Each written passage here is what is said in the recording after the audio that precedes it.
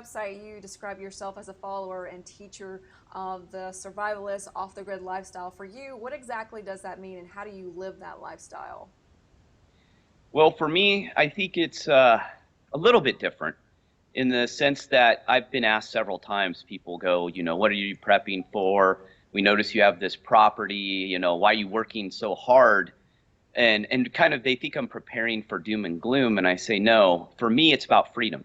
And working for the federal government for, pretty much 20 years, half my life, that our freedom became very important to me. And I noticed as time's gone on, we're getting less and less of that.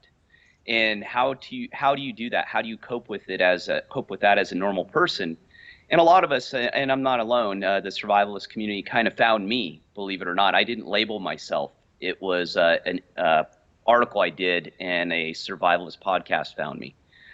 And for me, I just tell them, well, it's purely about freedom, being able to do the things I want as as free as you can get. I mean, people get the misconception too. You buy a remote piece of property, you go out there, you can build anything you want, do anything you want to the land, and there's no repercussions. And that's not really true. You still have to follow rules, you still have to follow laws, you're still going to pay taxes. So, but for me, that's being able to also to get away too. I grew up in a very small town of about 1,800 people in the Sierra Nevadas. And for me, it's kind of full circle. I spent my career living in major metropolitan cities and more densely populated areas. And for me, I kind of wanted to return to that. But I didn't want to stay where I was in the area where I was from, because I'm from California originally. And things have changed in California drastically over the last 3, 4 decades.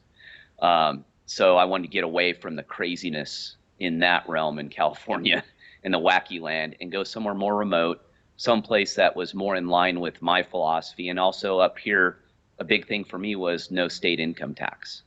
So that's one of the reasons I ended up in Washington, and I'm in Northeast Washington, which is far different than West Washington.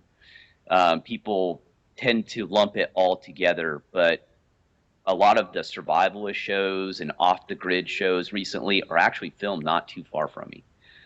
We're pretty remote. That oh gosh, what was it? The tree house one, where they're all lived in tree houses and we're off the grid. That's literally 30 miles north of me, if that. So I recognized the woods right away. But for me, that's kind of a long-winded answer of No, no, what that's it means. that's fine. And for you, how has this way of living like changed you? And has it been hard adapting once you made that switch? Like, hey, I'm going to kind of change how I've been doing things from day to day. Well, as I explain it to in the interviews I do, and in my blog posts and my writings, this wasn't an overnight decision. I'd been planning this probably for about 9, 10 years. It started when I lived in Albuquerque, New Mexico. Actually, I started looking for remote land way back then. And for me, I didn't jump right into it. There weren't any reality shows talking about this type of lifestyle back then. It was just something because of my upbringing and where I grew up. I grew up hunting, fishing. Everyone at least most people had a little bit of land. So that was kind of where it started. And from there, it was more planning. And then, the housing boom hit. So land actually got really expensive too. And with that, it kind of made it a little more difficult. I had to wait things out till it became a little more affordable, because land prices were ridiculous. I mean, there was no way the average person could afford a piece of land. And then if you could, you wouldn't have enough money to build anything. And the infrastructure on an off the grid property is quite a bit more than just your residential tract home. You're your power company, your water company, your septic company. You have to put all that infrastructure in yourself. And that's one of the main expenses after you buy the land, is actually putting those pieces in. And for some people, when they hear the word survivalist, they automatically think cabin, no power, electricity, gardening, hunting in the woods. For you, like, in what way does like that lifestyle mirror that, or the misconception possibly? Um, it, Gosh, that's a tough question, because there's so many definitions today of what survivalism is, what being a prepper is, what self-reliance, self-sufficiency. There's all these terms, and everyone kind of defines them a little differently. And I've always said I don't belong to I've never been one to belong to a group. I'm kind of march to the beat of my own drum, I tell people, which is weird being in the government as long as I was. But I had an interesting career. I fought tooth and nail on certain things. And for me, it can mean many things, because a lot of people in the survivalist and prepper community actually live in residential neighborhoods. I would say the majority do, actually. And for me, it doesn't necessarily mean that you have to live remotely and that you have to go off the grid. It's more about just taking more self-responsibility and learning to do things for yourself, if anything, and I like to use the term self-reliant. We've lost that. Most people today can't even change a tire, let alone, and just 100 years ago, we were all farmers. So in a short period of time, we have become incapable of doing things for ourselves. We rely upon other people to do them for us, and especially a lot of people now expect the government to take care of them cradle to grave.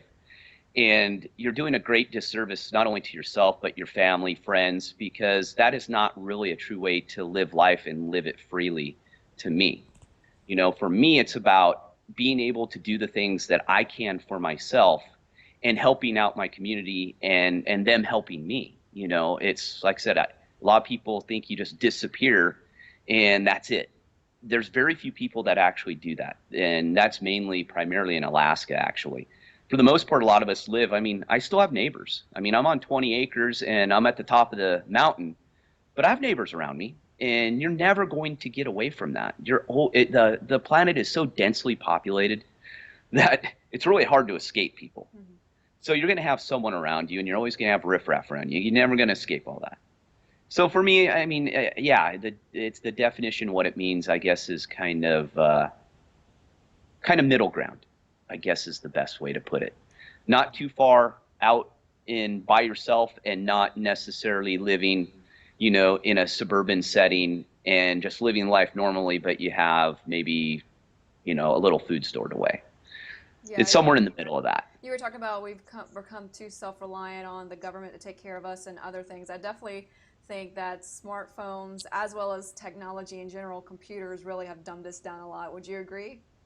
Oh, absolutely. I tell people all the time, the first thing, if I ever could get rid of, would be my smartphone, or dumb phone, as I like to call it, and throw it in a lake. I cannot stand having people reach out to me all the time. And actually, in the federal government, it got really bad at the end of my career. Blackberries, I don't know if they use them as much anymore, but those were really big back then. And all hours of the day. It was 7 days a week on vacation. I would get hit up on cases all the time. And literally, the job never ended. And at the end, I said, this is no way to live life. And I think that's what smartphones do, is they actually they invade your ability to take downtime. And then you throw in the internet and people and social media. I just did an interview recently, and I've said this many times. I do not get social media. I don't understand it. I'm not that old, but I have a business. I have to have it. If I did not have my business, I would not be on any social media. My friends are long-term friends. Some are 40 plus years. We've known each other and we're babysat together. We know how to get hold of each other. I don't need to post what I ate for breakfast on the internet to be accepted by a group. Yeah. And I just think it's a time suck. And I deal with that also because of what I do in the health and nutrition world. And people are always complaining they don't have time. And the first question I ask them is, how much TV do you watch, and how much time do you spend on social media every day? And I already know the numbers. I know it's between 4 and 6 hours average. And I go, you can't fit in a little exercise and eating healthy in there? And they're all, oh, you just don't understand my life, Gary. I'm just way too busy. I'm like, you're talking to a guy who traveled 70% of the year, worked for the federal government. Come on, give me a break. I've heard every excuse. And that's part of the problem, too, is I think the technology gives us built-in excuses to not do things anymore, mm-hmm. and not do things that are interactive with people and nature. We've completely lost that contact, and it scares me, to be honest with you, because people don't know how to interact anymore. I don't know how many discussions you've had with millennials and younger people. It's really hard to have a conversation with them. Mm-hmm. They don't know how to interact. and I find them saying really odd things that I go, why did you just say that? That's not how you talk to someone, who's old enough to be your dad. And it's just weird, the interaction. And I hope we get away from that. But, technology is technology. I mean, you can't escape it completely. And in 50 years, I guarantee if, God, I don't know if I'll still be alive, but I hope I am. If I am, I think this world will be very, very different. Very different. Yeah, almost scary in a way when you think about it. You also mentioned earlier, you talked about fitness and the importance of that, as well as nutrition. How does that fit into your lifestyle you've adapted? Well, and I talk about this a lot too, because that's one of the first questions I get from the survivalist and prepper community. They ask, "Well, who's this guy? Why do we need to know about health and nutrition? We should be stockpiling food, in case of an emergency. We should have medical supplies. They do everything else to prepare themselves and to be more self-reliant. And I kid you not, 95+% of the people in the communities miss the health aspect completely. And that's not unusual because that's America right now. 2/3 of us are obese or overweight. We're going down a slow spiral in health.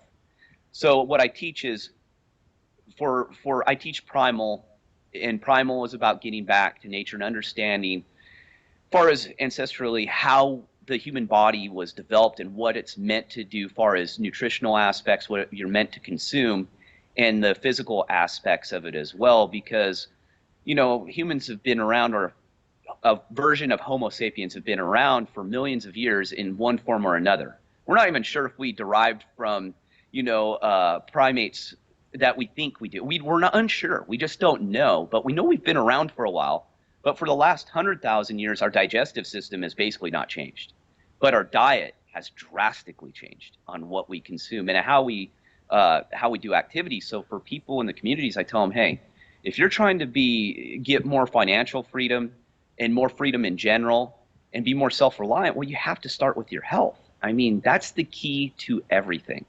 Everything in your life is based upon your health. And people sit there and go, well, wait, I thought it was about Facebook or the Kardashians. And I'm all, no. You know what I mean? Yeah. People put stupid things in priority of what they should. And it's not just because I teach health.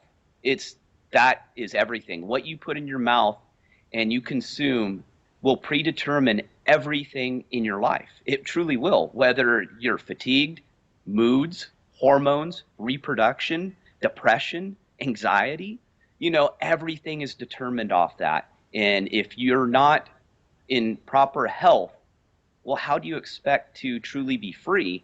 Healthcare today, we're spending close to $3 trillion a year in healthcare. Well, how are you going to be free if, like most Americans, a large part of your income is consumed by healthcare needs? How are you going to be free if you can't live further than 5 miles away from your hospital? Or, because you have coronary heart disease or a multitude of health ailments. And not only that, but think of if something occurs and you're on 5 prescription drugs. It's not uncommon today. We're dealing with it in Louisiana. Actually, I was there after Katrina on a task force. I ended up there. People will have to ended up going 30, 40, 2 months without their prescription drugs. What are you going to do? And it's not.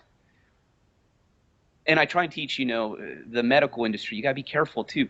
Most people do not need to be on prescription drugs. Honestly, you don't. It's part of big pharma, big business. I mean, get you hooked. I mean, 7-year-old kids are on Adderall now. That's insane. And you were mentioning yesterday that if you're not looking after your health, but yet you're prepping and all this, it's really not going to do you much good if your health isn't in check if a catastrophe was to in fact happen, correct? Absolutely. And the example I always give is, let's say, you have a homestead, you've got everything set up, and you're doing really well and you're prepared. Well, and then something happens. And say you're still grid tied, because a lot of people remotely still are grid tied. Living off the grid completely is pretty rare, I've found out. And let's say everything goes out. Now you have no power for your well. Now you have no power for anything. I mean, you're not going to be able to run anything on your property unless you have a backup generator. And then once you run out of gas, then what you do? And, say you have to go get water. We're going to be taking down a 5-gallon bucket to the stream or somewhere down. I guarantee usually for most people, it's not going to be right there. What happens if you can't hike there or carry the thing back without having a heart attack? What are you going to do? It's pretty simple when you think about it. And that's what I recognized in the community. There was a good place for what I teach, because I found that just like most Americans, a lot of people in the prepper survivalist communities were greatly overweight and out of shape, which shocked me. I did not expect that, but I shouldn't be, because like I said, it's the typical American. No, they're no different, and they don't have any different information in order to become healthy. And that's what I teach, is the natural side. Do that first.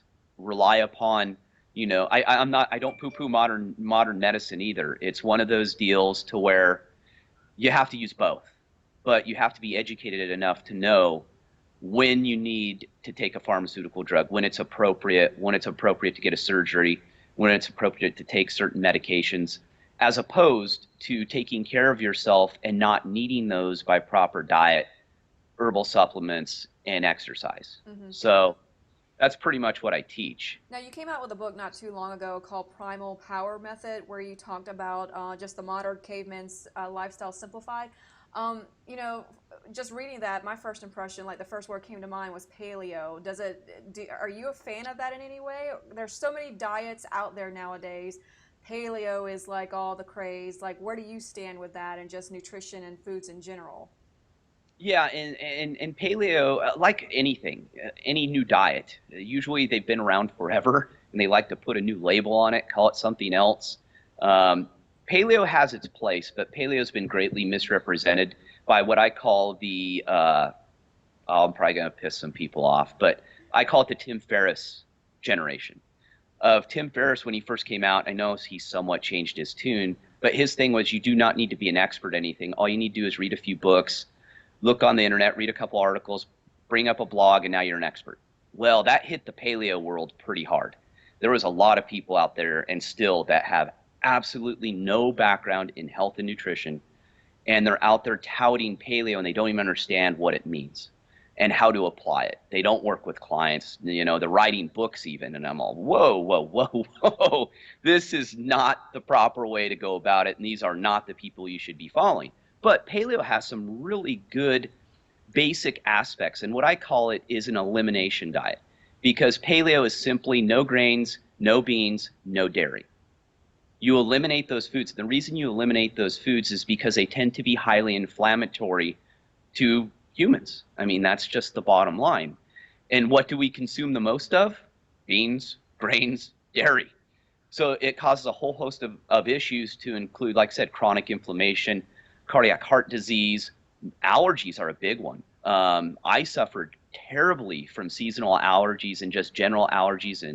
And once I figured out what to eliminate, and it was primarily dairy, I kept dabbling with it. And I don't consume grains very often. I don't consume dairy hardly ever anymore. Well, all these lifelong allergies went away. I haven't taken an allergy pill in years. And I mean debilitating, to where I was out cold. I was popping 5-6 allergy pills a day. My eyes were swollen shut. And this happened every season, every time. I don't have that anymore. And that's probably the biggest change. But that's where paleo has a great effect. And it's something that the diet is hard to maintain long term, because it can be very restrictive. And I tell people, I don't want you to not be happy, but that doesn't mean, gobble down, a bucket of ice cream every night either. You got to find balance. And I teach an 80-20 rule. If you follow the principles 80% of the time, the other 20, you cheat here and there, everything will be fine. It's just, don't make it a habit. Another example I give is, donuts will not kill you unless you eat them all the time. I saw a great, I remember this picture. It said, what was it? Weightlifting doesn't make women big, cupcakes do. I hope that's not sexist. No, but it was fun. it is funny. But that's really funny, because I come from more of a weight training background, athletic background. So I deal with female clients, and their first thing they say is, "Oh my God, I can't lift weights. I'm going to look like a bodybuilder." And I'm all, no, you won't. That's totally misconstrued. But yeah, paleo has a good place, but primal's a little different twist, as I teach it too, is I say, if you can tolerate dairy, that's fine. Some grains here and there, if you want to eat beans, But what people find is once they eliminate those foods and they try and incorporate them back in, they actually have some pretty severe reactions to them, and they actually get very sick. I know if I went out today and just went out and had a bowl of ice cream, I wouldn't feel good for probably a day. So it's one of those you have to find your way though, because everyone has different tolerances and can take things. I know people who eat grains all the time and they do totally fine. They don't have high cholesterol. They're not overweight. Genetics. Genetics play a large part in that as well. Hmm. And for you, what would be your involving nutrition and fitness? What would be your number one or your few pieces of advice you would offer people, like for those who are trying to be healthy and stay in shape? With exercise, with people becoming more sedentary today, the thing I tell them is take your time. Most people, what they do is they go out and buy, $300 worth of new workout clothes, the best sneakers they can find, and they go kill themselves for 10 days. And then they hurt, they feel like crap, and they give up.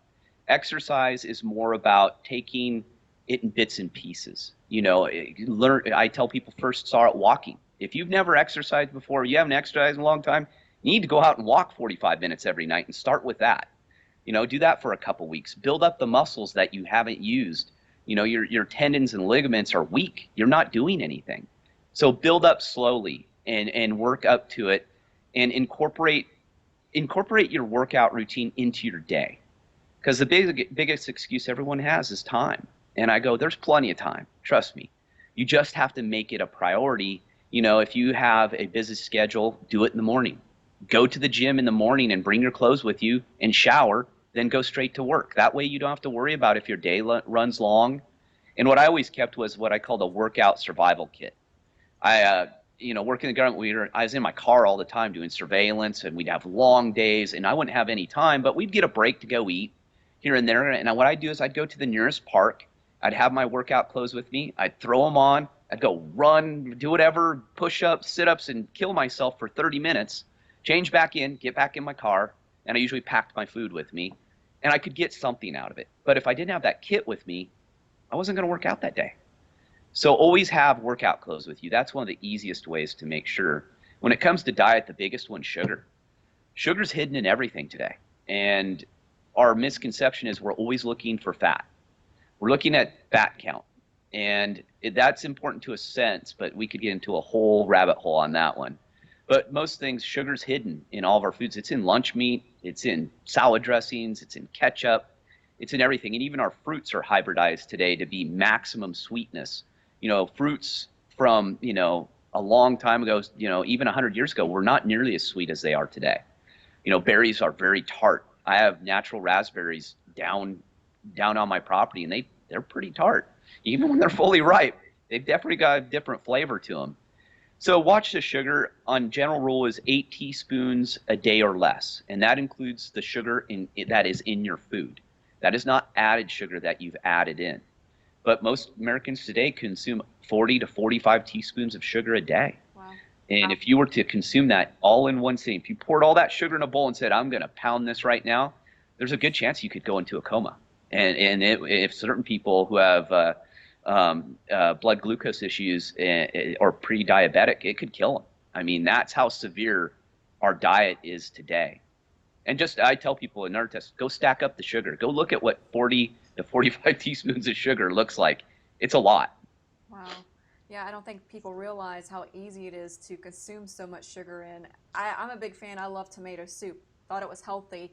And I looked on the back recently, and I was just shocked by the amount of sugar content in it. It's like 20 grams of sugar, and I think they recommend that you don't go over 30 grams a day. And I'm like, I just had one can of soup. I thought I was doing the healthy thing because it had 285 calories in it, because I'm a stickler for calorie count. But I've just been watching a lot of things lately, like, well, you got to hone in and watch the sugar. That's the reason why we have so many children now today that are overweight and have like issues that they didn't have years ago that you saw only in adults. So I do believe you definitely when you talk about hone in on the sugar, reduce it, because that's a big reason why we got all these health problems today. Yeah, and sugar is actually in any amount is actually toxic to the body. And that's what I always tell people. There's two key things too: is sugar reacts in the brain just the same as heroin and cocaine. They've done numerous studies on that, and sugar is highly addictive, and that's why it's so hard to break that cycle. And people always ask me, go, well, if it's so bad for me, why do I like it so much? And I go, well, our bodies are very intelligent, and they're built for efficiency. So we never have in nature, you don't have access to sugar very much. It's hard to find. You just can't go out and find honey. Honey's hard to find. Maple's hard to find. You have to go get it, and it takes work. So our bodies just naturally never turned that gene off for that desire, because why would it? We need it. So when you would find it, you would want to gorge yourself because it was so rare, especially before winter. You'd want to fatten up.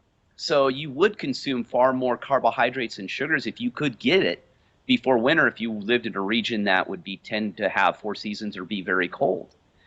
Just like bears. Bears go hunt berries big time before they're going to hibernate. I mean, they're looking for them all over the place.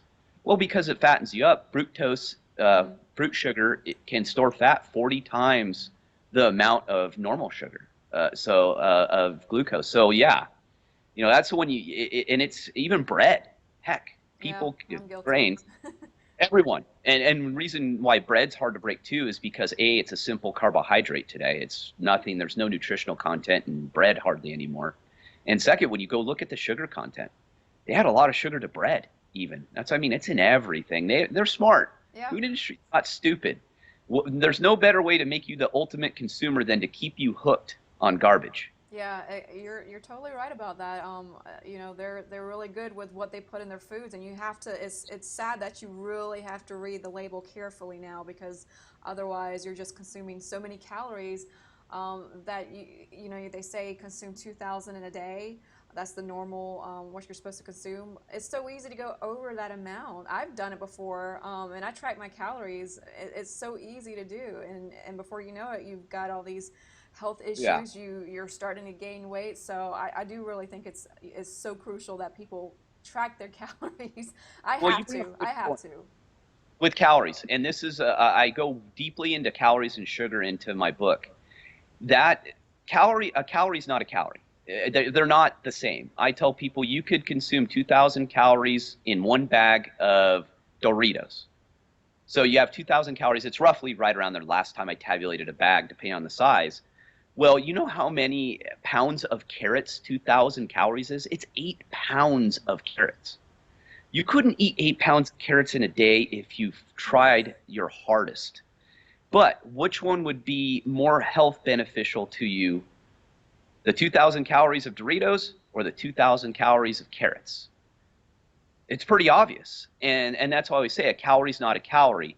And people get caught because like Weight Watchers and all these fatty diets, which I tell people to avoid, they tell you to count calories. So people are always paying attention to a calorie number instead of actual nutrition.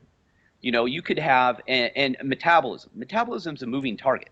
People think you can set your metabolism. Well, that's totally incorrect. And that's what a lot of these health professionals try and talk about. And they're just celebrities who are dunces who have no background in it. Be careful with celebrities too. I tell people stay away from celebrity health gimmicks. Those are some of the worst, because calories, when you start counting them, I could consume 1,000 calories today.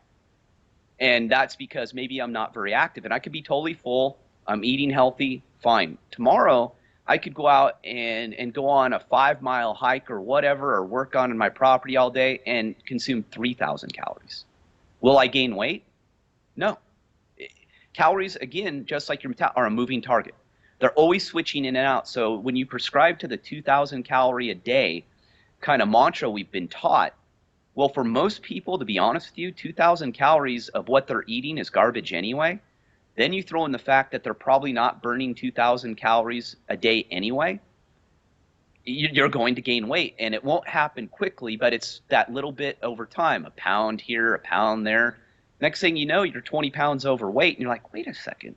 I've been counting my calories. I don't get it. I'm regimented. And that's why calories, you have to be cognizant of them, but don't focus on them. If you're eating healthy, and what I teach is if you're eating the way I teach you, you're not reading food labels anyway, because you're eating real food. Real food doesn't come with labels. You know what I mean? You eat when you're hungry. You change, you get your metabolism working correctly so it can move when you need it to move instead of being hard set. You know, if you consume the 2,000 calories a day every day, well, it's kind of hard for your metabolism to move. It's going to eventually just stay put, especially if you're not exercising. So you want your metabolism to move here and there depending on what you're doing. You don't want things to always be static. You know, I always go back to the caveman. That's why I talk about nature. What would you have to do in nature? What would you have access to? What foods would you have access to? Because people always go, oh, the grocery store. I go, yeah, there's 48,000 items for a reason, you know, to dumbfound you. You get in there and you're lost. You don't even know what to eat. I mean, heck, it would take, did the math, 125 years or something like that to eat every item in a grocery store if you ate one item a day. I mean, that's ridiculous. So you just have to use common sense. What would your activities be every day? Well, it would be maintaining your family. You would be hunting. You'd be working on your structure to live in. You know, you may be going out scouting to go hunting later on. You may be picking berries, nuts, whatever, or nomadic. You would pick up your community and you may have to move to go where the food is. Pretty basic stuff. I mean, you wouldn't be sitting on your couch all day, you know, eating processed foods. It's just, you got to use your head. But again, we've been brainwashed and we get addicted. And what comes out of that is excuses. Mm-hmm. That's the first thing that comes out, going, oh, not enough time, not enough money, and it's just too hard. That's the three I hear all the time. I always say nothing worth achieving is going to be easy, you know. Yeah, absolutely. And you know, the money thing is another total misconception. If you eat healthier, first of all, your medical costs will go down instantly, right away. You know, I've spent probably $200-300 a year on allergy pills. I don't spend it on those anymore. Not to mention all the other stuff, the colds I would get and all these remedies I would have to take. Well, I don't have that anymore. So I'm saving money right there. And with healthy food, you actually eat less of it. This is hard for people to comprehend, but once you basically get your body in tune and start using fat as your primary fuel source, which you're supposed to do, that's why you can store unlimited amounts of fat and limited amounts of glycogen, which is stored glucose. Once you kind of get that in check, your appetite will go in check too. You know, I only eat 2 meals a day usually. And people are, what? You got to be starving to death. And I go, no, if you've seen my physique, no.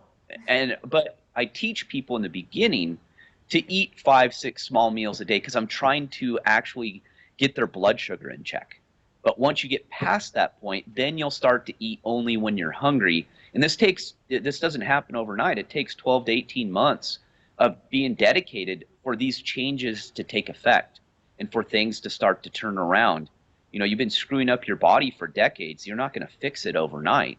You know, there's a whole host of hormones, enzymes, all these chemical reactions that have to go back into homeostasis for you to be able to kind of find that natural eating pattern, you know, not to be starving if you haven't had something to eat in the last hour.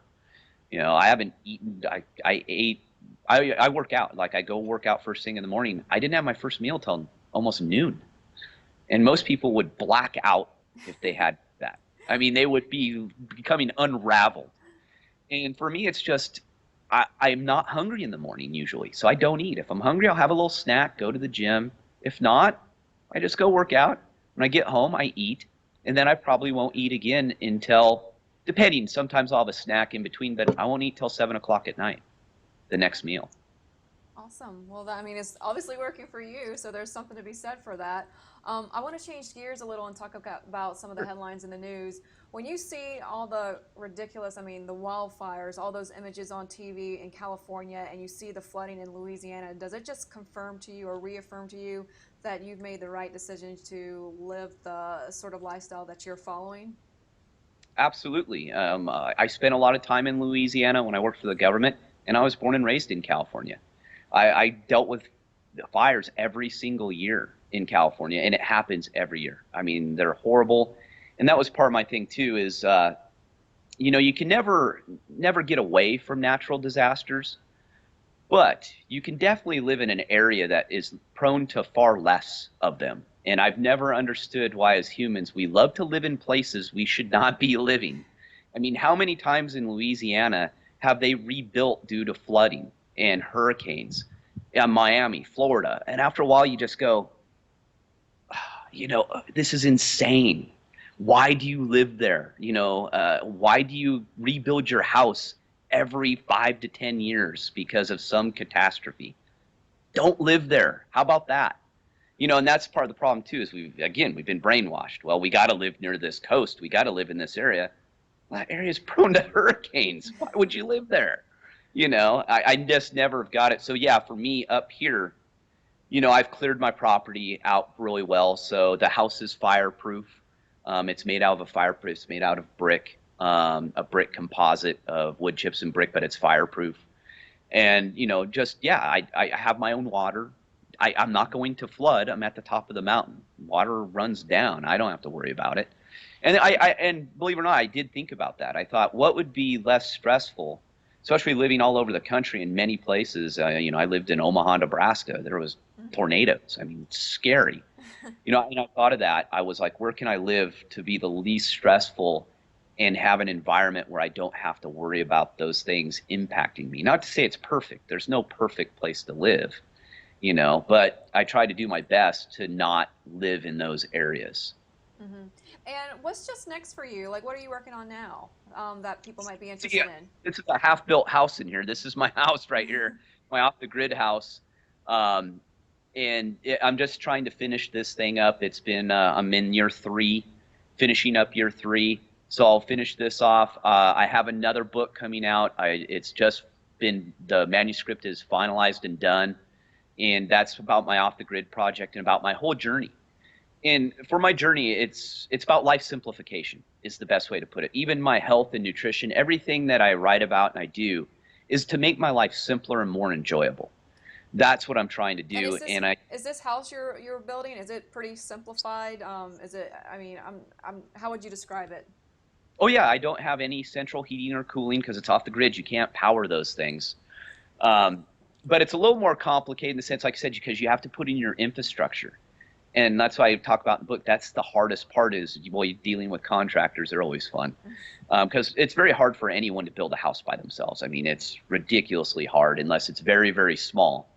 And even then, it's not easy. I mean, you know how to drill a well. You're going to be able to put in your own well. You're going to be able to wire your whole solar system all on your own. There's people who've done it, but not very many. Mm-hmm. So you're going to need some help. But yeah, I tried to keep it very basic, very simple. It's far smaller.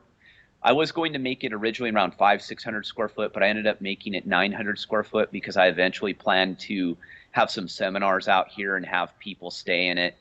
And also, if friends or family come visit, I wanted enough room to where people could stay. But still, it's 900 square feet. It's a small house considered today. Mm-hmm. But yeah, it's very simple structure. It's a box. It's a 24 by 24 box. Very open floor plan. Very highly insulated, so I don't have to rely upon central heating and cooling. So yeah, I have a wood burning stove, but per code's kind of goofy because that's another thing where I'm doing it differently too. Is off the grid and remote living is usually put hand in hand with not following any codes and just building something. Today, that's really difficult. Even in my little town here, which is about 2,000 people. They have Google Earth shots of my property. They know exactly what I'm building. They know what I'm doing. And not only that, but the county assessor hit all of us who are living remotely in this area. Mm-hmm. We all got visited by the county assessor. And they did. They looked at everything we had, no matter what. So that's another thing, with it too, is you got to do it by the rules. We all hate them, mm-hmm. but it's the world we live in, Yeah. If you can get hit with, I've known people get hit with a massive tax bill. Trying to hide buildings and stuff. They're going to find them. They're going to find them. Yeah, I mean, it's the government. Of course they are. You have to resell it at some point. Mm-hmm. And I talk about this in my book, too, is if you build structures that are unapproved, and when you go to sell it, because I looked at properties, a lot of properties like that, you're only selling land. Because at that point, the people who move in, you can't finance a property like that. So you're screwed. I mean, if you're trying to sell someone who's going to buy it cash, good luck. I mean, Mm-hmm. that narrows down your field to almost hardly anyone. Mm-hmm. So if you do it by code, you're able to finance it. And you can take out a home equity loan or line of credit if you need to. You can't do that if all this stuff's unapproved. So it just makes your life 10 times more difficult. And that's not to say if you have, a couple hundred acres of family land that's been in the family forever, that you wouldn't maybe build a small structure and not get it all done to code because you really don't care. But technically, you're still going to have to pay taxes on that improvement. So hiding it isn't a wise idea either, but you don't necessarily have to build it, to code if you don't want to go that route or you guys never plan to sell it. It's going to stay in the family. So Mm-hmm. yeah, it's quite a It's a fun quite a journey. yeah. Complicated, somewhat journey it seems. Well, before I let you go, is there anything else worth mentioning that you think readers or viewers would want to know about? Um, no, just go to my website and go to check it out. I have my projects all documented on YouTube. From day one, I've documented this whole project, and the book is a lot more detailed, and I can't wait to get that thing out because a lot of people have been asking about it. But that's probably it. Just follow that journey. And I know it seems a little odd, guy talking and writing about off the grid, but he's a health and nutrition guy. And like I said, they all fit together. But if you're looking to start and regain your health, my books are cheap. I tell people for, under $40, you can change your health. And I have a lot of people who literally read my books, and that's all they need because that's how I wrote them. They're short, they're straightforward, they're simple. A couple of them have a few pieces in there that I wrote much earlier on that may not fit, but you'll see it. But with that, yeah, just go check my stuff out. I have free stuff that I give you that's out of my book to kind of get a flavor of what I'm going to teach you. And I have a lot of information as far as where to start. I have a start here page. But yeah, I would just recommend people go check it out, see what I'm all about. You can see my background. It's pretty unique. And, make sure to subscribe to my YouTube channel if you want updates to see what the property's doing and all that And you good also have stuff. a website address. Can you give that out? Yeah, it's primalpowermethod.com, common spelling, or look up Gary Collins Primal Power, and I'll be the first thing that pops up. Okay, well said. Well, I appreciate you talking, and it worked out perfectly. You look clear as day, so thank you so much. I appreciate it, and good luck with everything. Hope you finish the house. Oh, me That'd too. be Well, hey, great technology. I'm doing this all remotely. I don't have a internet connection. I'm using a Wi-Fi that's spot. that's Hot- crazy, but hey, Yeah. that's one advantage of technology, But I appreciate it so much, and good luck with everything. Thanks a lot, Nikki. All right, talk to you later. Alrighty. Bye.